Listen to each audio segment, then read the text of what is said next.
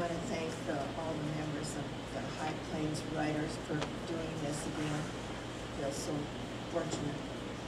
I have, the last poem I'll read today is in your honor, in fact. The first one I'll read has to do with the end of summer. It's called The Orchestration. Can you hear me? No. Could you lead the bell there? There you go. This way? Yeah. Oh, Yes. That's fine. Okay. All right, oboes, come in here. The hand of the master reaches out and a finger points to the irises while the baton hovers saying, get ready, but hold off for just a beat. You bloom at number 20.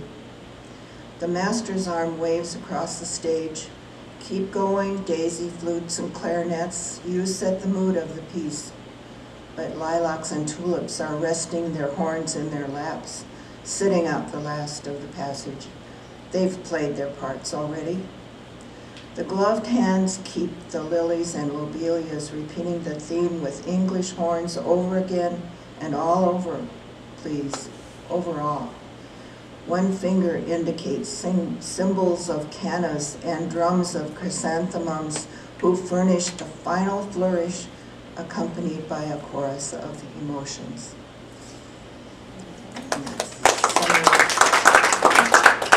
My daughter-in-law has a flower garden that goes on all summer like that. I don't usually write anything fictional, but this time I was giving an assignment at a writers group that I belonged to. It was a photograph of a beach with some driftwood on it. And we were supposed to make up something according to the picture. So this is what I wrote about that, and it's partly from past experience, but it's mostly fiction. It's called Summerford Hook.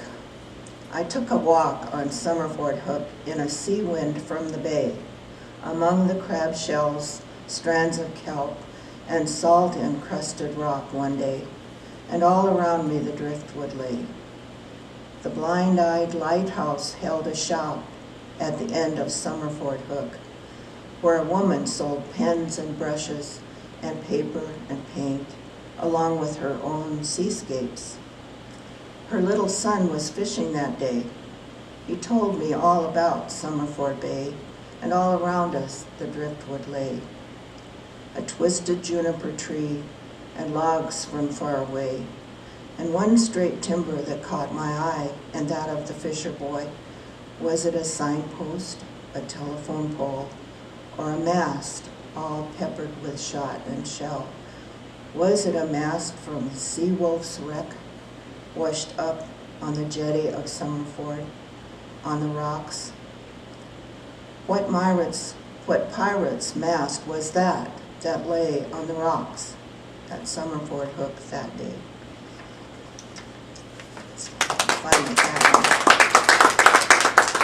They also gave me 3 words to throw in. One was sign, one was telephone, and one was pepper. And I think I got them in there. We have fun at our group. It's the Canyon Lake Senior Writers group. And I think I'm the only one left of that group that shows up here. You make me feel so young. So I've written this poem in honor of this group, and see if you can identify yourself in here. Not everyone's here. A sea of words. The waves have placed before us on the sand an array of sea foam images from the depths. A breezy, offhand woman with blasé toss of words and a toss of her hair follows a smooth-faced one, her truth sun-scorched and polished like cedar.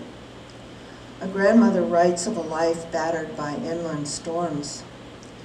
Spanish words flow over us like chocolate from exotic places. A happy man laid open his heart for us. We hope his wife is worthy.